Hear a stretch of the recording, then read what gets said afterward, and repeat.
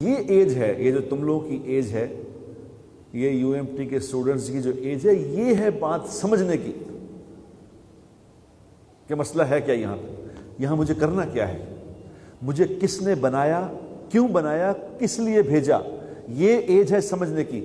اگر اس ایج میں میرے پیاروں تم لوگوں نے سمجھ لیا، اگر اس ایج میں سمجھ لیا تو موت تک عقل ٹھیک رہے گی۔ اگر اس ایج میں نہ سمجھا، آگے جا کے مشکل ہو جائے گی۔ بڑی ضروری بات، بڑی ضروری بات ہے، اور یہ بات تمہیں یونیورسٹیوں میں کوئی نہیں سکھا رہا، میں بتاؤں، یہ یونیورسٹیاں نہیں بتا رہی کہ تم کہاں سے آئے ہو، کیا کرنا ہے، کہاں جانا ہے، یہ نہیں بتا رہے۔ یہاں یونیورسٹیوں میں تعلیم کا نظام ہے، تربیت کا کوئی نظام نہیں۔ تعلیم کا نظام ہے، تربیت کا، تعلیم اور چیز ہے، تربیت اور چیز ہے۔ تربیت انسانوں سے منتقل ہوتی ہے، تعلیم کتابوں سے پڑھی جاتی ہے۔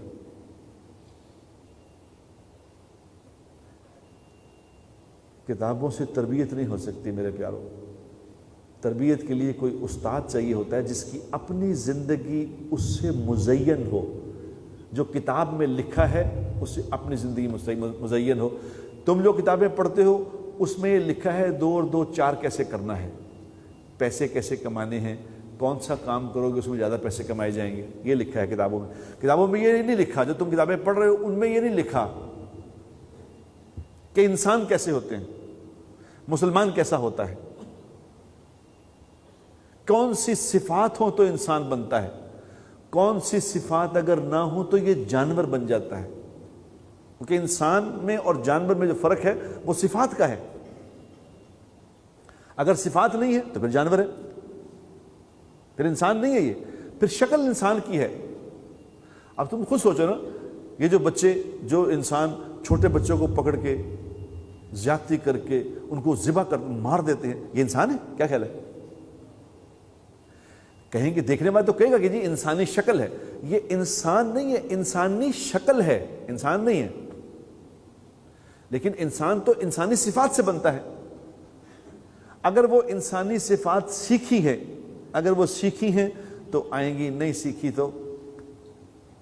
اب یہ چھوٹا بچہ ہے یا اس سے بھی چھوٹا بچہ، پیدا ہوتا بچہ، جو بچہ آج پیدا ہوا ہے، جو بچہ آج پیدا ہوا، اس کو پیدا ہوتے ہی مسلمان کے گھر میں پیدا ہو، مولانا صاحب کے گھر میں پیدا ہو، مفتی صاحب کے گھر میں پیدا ہو، اور پیدا ہوتے ہی اسے یہودی کے گھر چھوڑائیں، کسی یہودی کے گھر میں چھوڑائیں، اور یہودی ماں باپ اس کی پرورش کریں، تو آپ کا کیا خیال ہے یہ بڑا ہو کے مسلمان بنے گا؟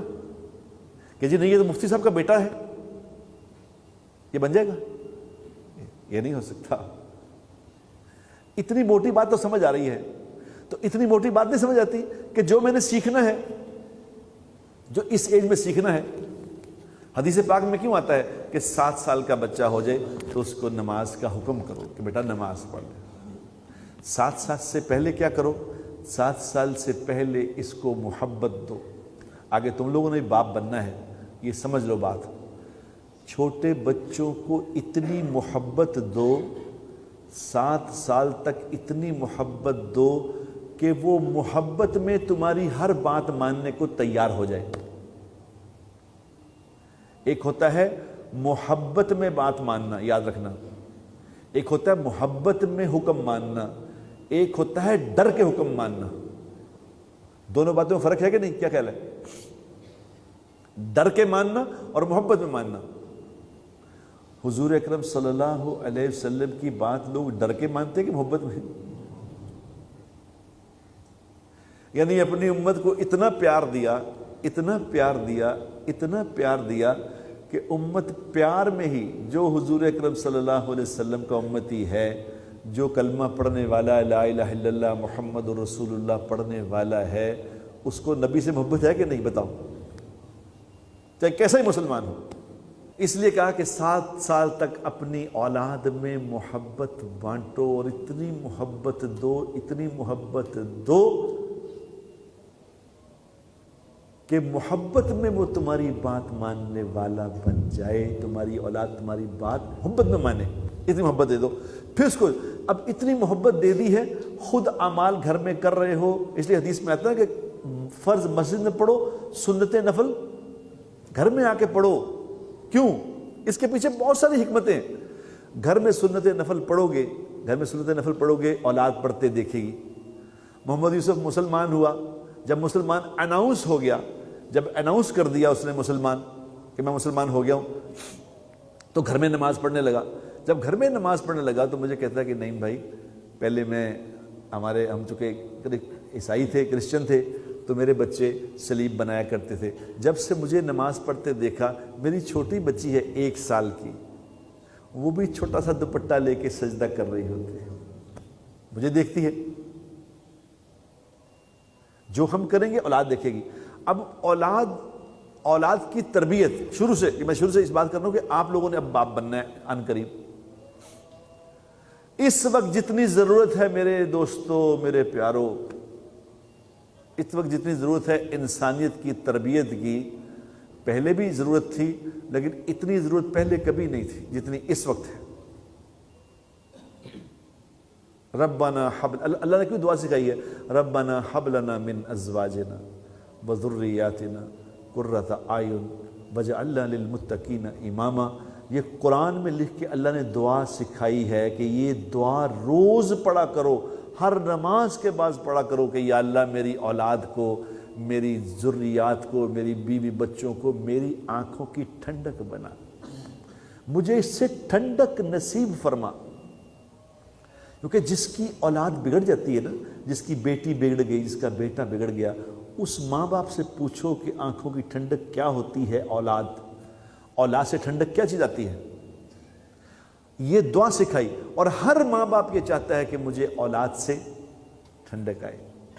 تم لوگوں کے جتنے یہاں پہ تم آ کے پڑھتے ہو، تم لوگوں کی کوئی بری خبر، کوئی تمہارے کریکٹر کی بری خبر تمہارے ماں باپ کو تباہ کرنے کے لیے کافی ہے کہ جی آپ کی بیٹی نے یہ کر دیا، آپ کے بیٹے نے یہ کر دیا، بس ان کے لیے موت ہے.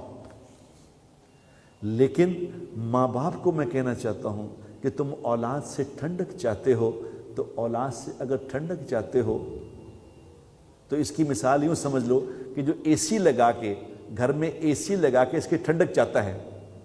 ایک آدمی نے اے سی لیا کہ جی اب گرمی بہت ہے تو ٹھنڈک آیا کرے گی اے سی سے. اے سی گھر میں لگا لیا، لاکھ روپے خرچ کر دیا، زبردست 2 ٹن کا اے سی لا کے گھر میں لگا لیا. اب اس نے جب دیکھا چلایا تو ٹھنڈک آتی ہی نہیں، ٹھنڈک اس میں سے آ ہی نہیں رہی.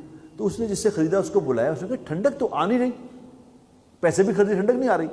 تو اس نے کہا جی ابھی دیکھ لیتے ہیں. اس نے جب آ کے دیکھا تو اس نے سر پکڑ لیا. اس نے کہا ہو یہ کیا کیا آپ نے؟ انہوں نے کہا کیا؟ انہوں نے کہا جہاں جس کنیکشن سے ٹھنڈک آتی ہے وہ کنیکشن تو آپ نے کیا ہی نہیں، اس میں سے ٹھنڈک نہیں آتی. وہ جو الیکٹریسٹی کا کنیکشن کریں گے، پیچھے پاور لگائیں گے الیکٹریسٹی کے ساتھ، تو وہ تو جوڑا ہی نہیں آپ نے، ٹھنڈک کہاں سے آئی؟ اس سے ٹھنڈک لینے کے لیے الیکٹریسٹی کی پیچھے پاور چاہیے.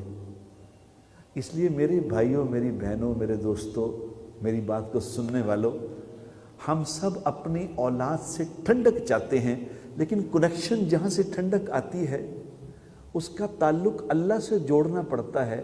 اللہ کی پاور سے ٹھنڈک آئے گی اولاد میں. اللہ سے تعلق جوڑا ہی نہیں.